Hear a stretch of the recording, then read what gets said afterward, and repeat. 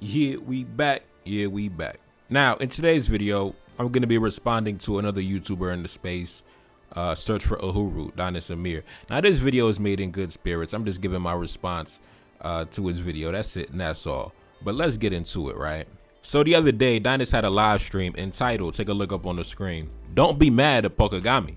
Be mad at Phyllis Tshisekedi." And this video is not going to really be so much about Kagame or Tshisekedi, but more so as black men, we have to make sure that we stand firm on our ideologies. Now, in this video, Dynast and a couple others were basically making the argument that if Kagame has the strength, if Kagame has the means or the capacity to enact his will upon his neighbors, then it's up to his neighbors to properly defend themselves, right? It's not up to Kagame to respect your sovereignty and your territorial integrity. It's up to you to defend yourself, right? Which on the surface is a logical position to take. As a living organism, your main priority should be survival, right?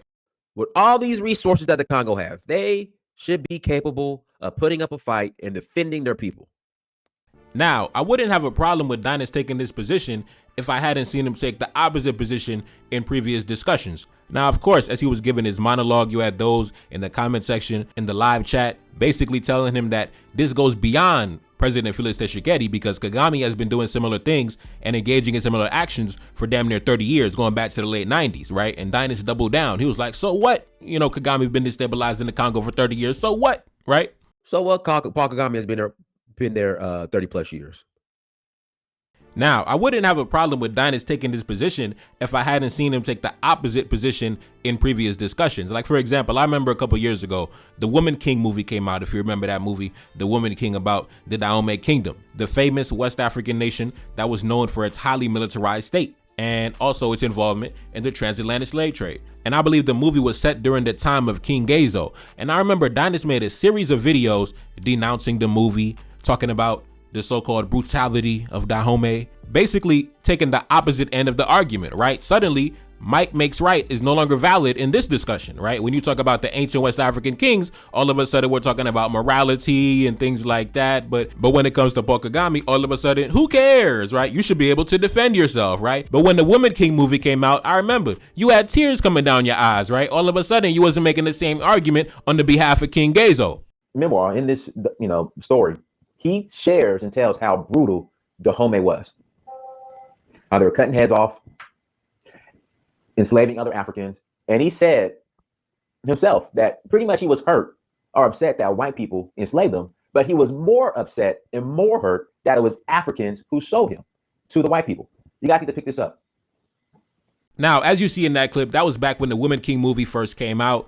And Dynast was on his channel reading testimonies of individuals who got sold into slavery and, oh, they came into the village and chopped heads off and the Dahomey military was taking no prisoners. I remember when that movie first came out, a lot of individuals had tears running down their eyes, right? Now, of course, myself, I understood the geopolitical context of the time, right? King Gezo was no different than any other leader around the world during that time. King Gezo was no different than the British kings who went to war against the French and the Spanish. He was no different than the kings of France who went to war against the Russians and the British and the Austrians. He was no different than the ancient Chinese kings who went to war against the other Asian kings, because back during that time, each race of men were battling for supremacy on their native continent, right? You had the white men battling for supremacy in Europe. You had the Asian men battling for supremacy in Asia. You had the Arabs battling for supremacy in the Middle East. And you had the black men battling for supremacy on the African continent. That was simply the geopolitical context of that time. Now, in the modern day, as the geopolitical landscape has changed, you see things like race have come into play, where now you see groups of men who maybe back in the day might have been fighting against each other now come together to form one block, right? Like, for example, NATO, right?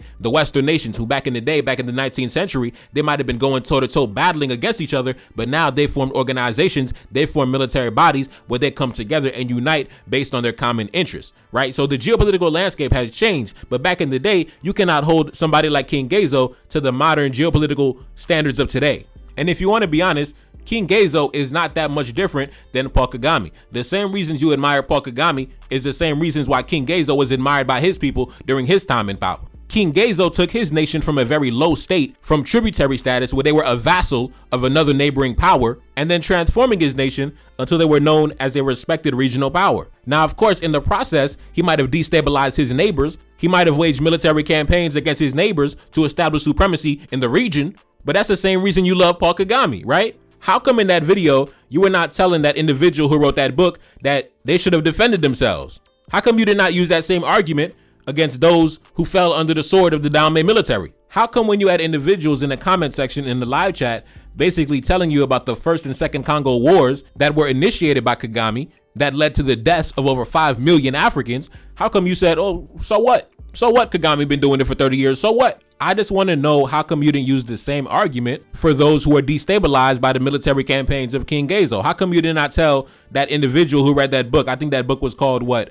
Barracoon or something like that. The story of the last black cargo. How come you didn't tell the subject of that book, the man who wrote that book, how come you didn't tell him, hey, bro, you should have defended yourself, right? When King Gezo's military stormed through the village, you should have defended yourself, right? You should have, right? The same way you say, don't blame Paul Kagame, blame Felix Tshisekedi. How come you didn't blame the leaders who got attacked by King Gezo, who lost to King Gezo? How come you didn't tell them, hey, man, don't blame King Gezo, blame the local chief in the region? How come you didn't say that? How come the argument shifted based on the subject of the topic? And all I'm saying is, listen, we just got to stand firm on our ideologies. If might makes right, and if that's what it is, then technically King Gezo didn't do anything wrong because his enemy should have been competent enough to defend himself, right? King Gezo had no obligation to respect their sovereignty or their territorial integrity, right? Because they were not strong enough to defend themselves. So too bad, right? You got attacked and defeated by King Gezo, right? Because that's the same argument you use for Paul Kagame, right? Too bad. You can't defend yourself. Too bad, right? If Paul Kagame attacks you and destabilizes you, too bad. That's all I'm saying. Because I remember when the Woman King movie came out, so many of y'all was crying in tears and sniffling and had the snot running down your nose. They sold us into slavery. How come you didn't defend yourself?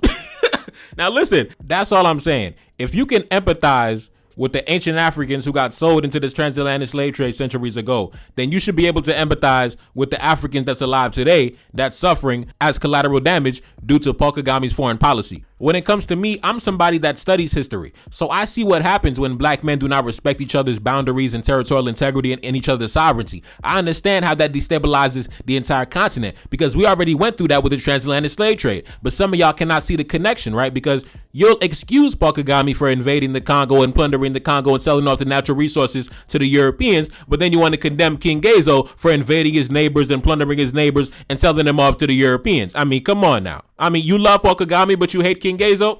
Stop it, man. King Gezo and Paul Kagame is the same person. It's the same archetype.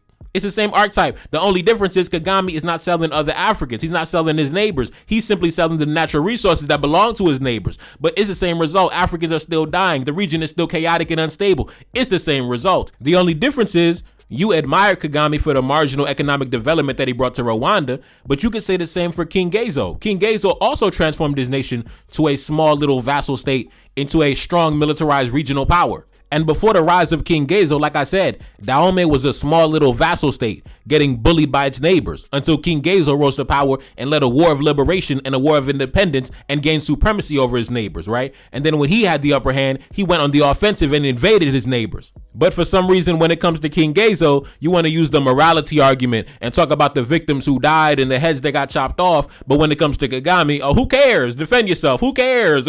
Oh, okay. See, listen, y'all got to be consistent, man. Y'all got to be consistent. I know some of y'all love Kagame. But don't let it cloud your judgment. Don't let it cloud your morality, man. You can't use one argument for one guy and then use the opposite for the next guy when they're both involved in similar activities. They both have similar mentalities and they both are basically doing the same thing for their people. And that's why I call Kagame, he's like an old dinosaur, right? He got that old mentality from the 19th century, like with King Gezo, right? We got to move into different leaders with different mentalities to move into the modern world. We're not invading our brothers. We're not destabilizing our brothers. We're not plundering the natural resources that belong to our brothers. Man, we passed that. That shit is from the 1700s, man. See, Kagame, he a dinosaur. He's still operating off the old operating system. We got to move into the future with new technology, man. Now, on the live stream the other day, somebody came onto Dynast live stream and said, well, so what, if Kagame, is sending troops into the Congo, he's destabilizing the Congo when he's plundering the resources in the Congo. So what? Run the footage. Let's say he's doing all of the propaganda that they say he's doing. He has troops over in the Congo. They're stealing resources. They're stealing minerals. At least it's going to benefit other African people. At least it's not benefiting European countries. Now, in that section of the live stream, right, somebody came onto the stream and said, yeah, so what? If Kagame is, plundering the Congo and he's destabilizing the Congo, at least there are Africans benefiting from it. At least there are Africans benefiting from the plunder. Now listen, and then he lied and said European nations are not benefiting from the plunder. Yes, Kagame is in bed with the European nations. They're both benefiting from the plunder. And he's also in bed with the Arabs in the Middle East. But my thing is this, you could say the same thing for King Gezo.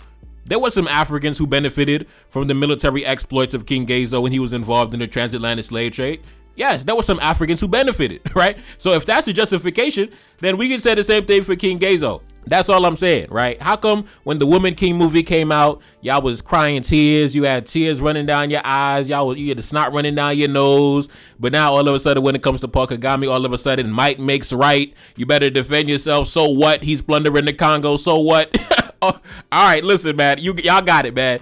Y'all got it, you got it. You got it, man. Anyway, it's a boy Nevercard. That's a lay back in the Billy. Yes, indeed. Cash app in the description. Support the channel, man. Support the album. Hey, new album out now. New album out now. Sahel 1816. New album out now. And I'm gone. Peace. Told me she loved me and said that it's real. So independent, ain't signing no deal. Feel like a king and I'm up at Cap Henry. I'm in the citadel, top of the hill. Trying to run up, but we let off a cannon. Secret location, I'm keeping it sealed. You ain't retaliate, Franco Medina came to the country and he got killed. You ain't retaliate, Rafi and Mans. Thought you was loyal, thought you was real. Didn't even want to come pick up the body. Had your man locked up, he died in the cell. Up at the palace, I'm throwing a party. Right on the south and I'm giving them hell. And my little shorty, she looking exotic. African features, she casting a spell. Run to the check like I work on my fitness. Wake up each morning and handle my business. Said that she love me, she want my genetics. Wanna get married and make it official. Wanna get married and have my babies. Up in the city, I'm riding Mercedes. Up in the city, they treat me like royalty. Feeling like Dolph, talking about lords. Spreading my wings and I had to get fly. Up in the top, an incredible vibe. Came from the bottom, I'm up in the sky. Gave one look and said, baby, you fine. Wake up each morning and handle my business. They just be talking, you see me, I live it. Ride on my enemies, sounding like thunder. 1804, got that shit in my spirit. 1804 when I step in the building. 1804, that's word of my mother. Rock my women and die for my brother. Never gon' fall when I'm deep under pressure. Tell them we back and they better accept it. Move like a king, every step is divine. Ride on my enemies with no exception. Taking revenge and I'm taking what's mine. Pour up a drink and it's time that we toast. Watching my back, keep my enemies close. Only the family, I stick with my brothers. Cannon's position outside of the coast. Heavy artillery for the protection. Move like a general, stick to the code. Feel like a king when I'm up in the north. Beautiful women, they trying to get chose. Launch an invasion all over the south. Capture the capital with all my woes. Look at my energy and my demeanor. Dripping that ice and that's head to my toes. Lately I'm flexing all on the Americans. Flexing my muscle on missing my road. Just got a carriage just coming from London. Boy, that shit cash, I ain't taking no loans. Boy, that shit cash, that's fresh on the boat. Enemy know I got millions in gold. Enemy know I got choppers and cannons. How did I do it? They can't understand it. How did I do it? It's cause I'm relentless. Call me King Harry, my name is cemented. Call me King Harry, I'm up in the palace. Call me King Harry, I'm raising the status.